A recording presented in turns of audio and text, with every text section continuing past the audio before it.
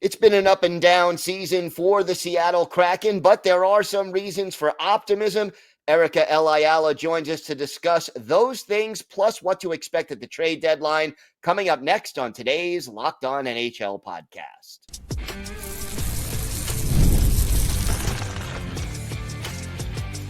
You're Locked On NHL, your daily podcast on the National Hockey League.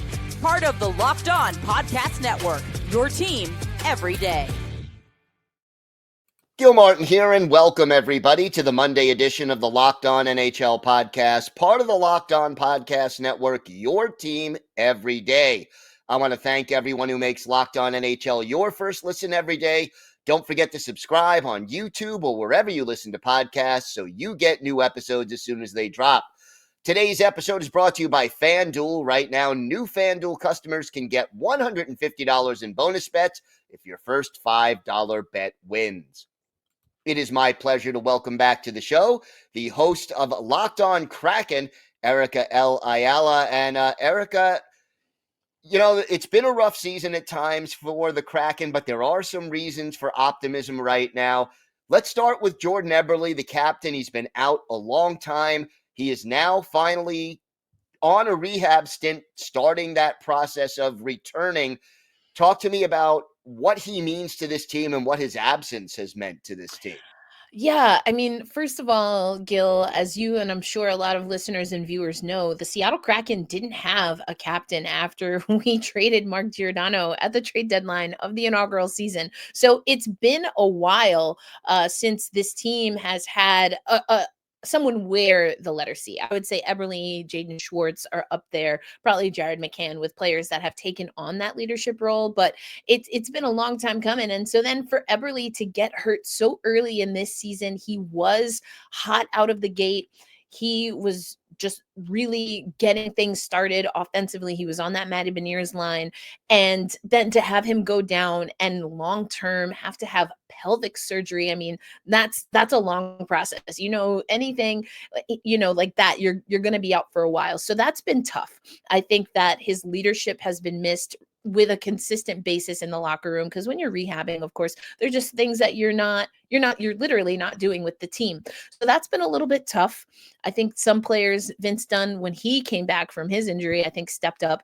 But to know that Jordan Eberle is on the up and up. I mean, I've been to several Seattle games this season already, seeing him kind of crutch around the ice rink, and to see now that he can get back on the ice, that he's doing the conditioning and rehabilitation stint with the Coachella Valley Firebirds. We hope that's good news. I mean, the season is what it is at this point, right, Gil?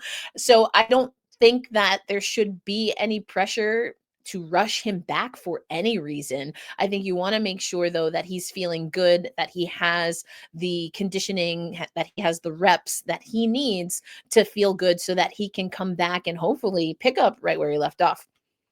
Yeah, that would obviously be the best thing for both him and the team. Another reason for optimism, we're seeing some progress with some of the younger players, specifically Shane Wright. Obviously, you know, his development takes time. Talk to me about what you're seeing from him lately. Yeah, and the Seattle Kraken have dealt with some injuries. We just talked about Jordan Eberle, but there also have been what our head coach, Dan Bylsma, has called resets. So we've seen Oliver Bjorkstrand be a healthy scratch. We've seen Andrei Burakovsky be a healthy scratch. Ty Cartier has been a healthy scratch for a few times. He's another young buck. You know, he had a lot of time in the NHL last season, but he was a healthy scratch. And all of these, again, have been called resets. But the longest was Shane Wright, who missed 3 games. And we talked about this a lot on Locked On Kraken, because where the others seemed, specifically Burakovsky and Bjorkstrand, although that one I'm still a little puzzled by. I think that was a message, but maybe sent to everyone, not specifically Oliver Bjorkstrand. But anyway, I digress. With Shane Wright, this was definitely not a, punishment type reset. This was a, hey, you came in super hot, very sharp in training camp, in preseason, and then we've seen things start to slip. So let's focus on it. Let's spend some time on what it is we're asking of you. and then get you back to the ice. So what that looked like for Shane Wright was that he was watching games with some of the development staff and general manager Ron Francis at home games, spending at least 20 minutes, so one period, with the coaching staff talking through things.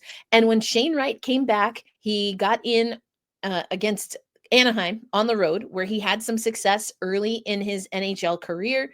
That's a young team. It's a team that, at least on paper, the Seattle Kraken should be able to handle. They haven't always, but again, that's another story. And the confidence, immediately you saw the confidence come back. And Shane, I thought, handled everything very professionally. He was talking about some of the things that he discussed with the coaching staff, going back to how he came into training camp. He came in, definitely had put some weight on. He's looking faster. He's looking stronger.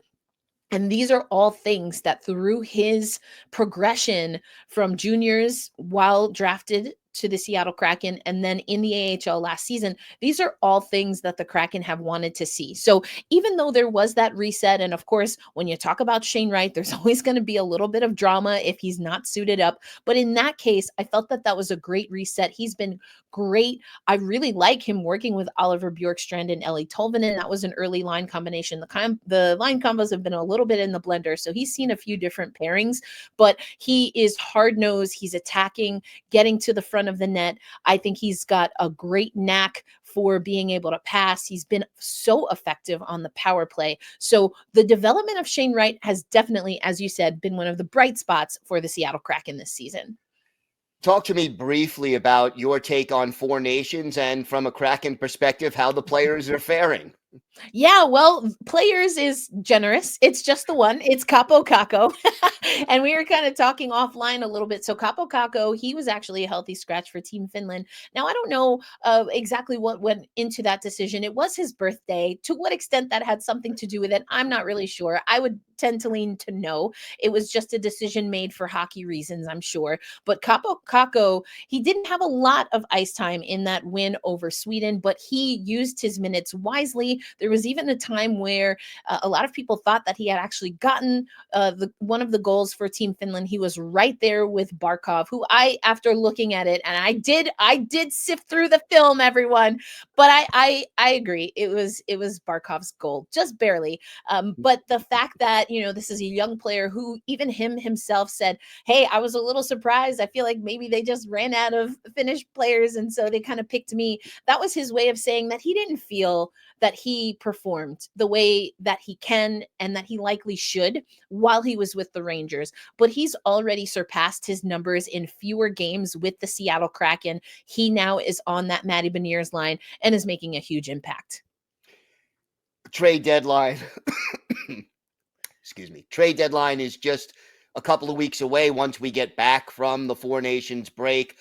We've already seen some movement from the Kraken. What do you expect to happen at the trade deadline, and who may be available from the Kraken if they do sell?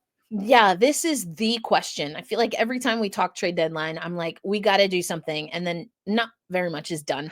And unfortunately, I'm kind of feeling that way again, including we talked about the Coachella Valley Firebirds and Jordan Eberle, but he's not the only player that started in the NHL and played for the Seattle Kraken in the NHL that's now with the Firebirds. We have Daniel Sprong, who went through on waivers, but then also Philip Grubauer, who is a big ticket goaltender. So that's been a little bit disappointing. We came into this season knowing we were strapped at the salary cap and promised that moves would happen. Injuries happened instead, unfortunately. The team performed just a little bit better, just well enough to maybe stall some of that. So I do think that there need to be moves. It's not going to be comfortable for a lot of Seattle Kraken fans. We continue to hear names like Yanni Gourde, Brandon Tanev. Unfortunately, Yanni Gourde also dealing with an injury right now, but someone else.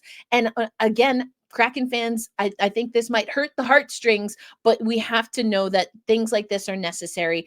Jared McCann has gotten a little bit lost in the sauce this season. He's still one of our highest scorers as far as points overall, but he's had to work really hard. I don't see that with this offense and with who we have on the lines. I feel like he's kind of been sacrificed with kind of a Mod Podge line from time to time.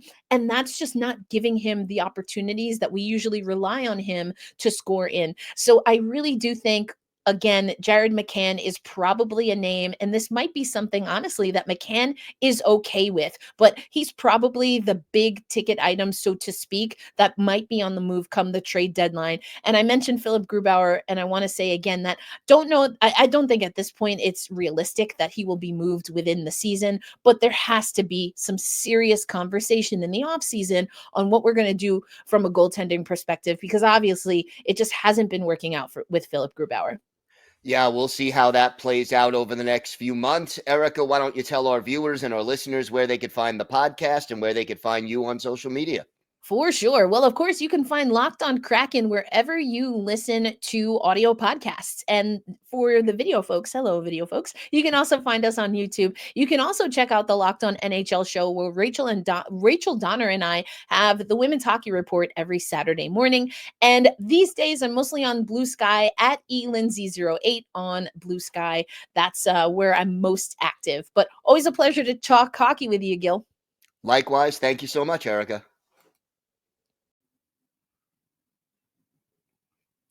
Today's episode is brought to you by FanDuel. When the game tips off, the NBA action is just getting started, and there's no better place to get in on it than FanDuel, America's #1 sports book. With FanDuel, you could place live bets throughout the game, so even if you miss the opening tip-off or want to bet on a fourth quarter comeback, you can stay in the action. And if you're looking for a bigger payout, you could even combine your live bets into a same-game parlay. I love using FanDuel's live betting feature because it keeps every moment of the game exciting. Whether I'm backing my team for a late game rally or picking a player to hit a clutch three, I never feel like I missed my chance. Plus, the app is easy to use, and when you win, you get paid instantly. Right now, new FanDuel customers can get $150 in bonus bets if your first $5 bet wins. Just visit FanDuel.com to join today. That's FanDuel.com for your shot at $150 in bonus bets. Make every moment more with FanDuel, the official sports betting partner of the NBA.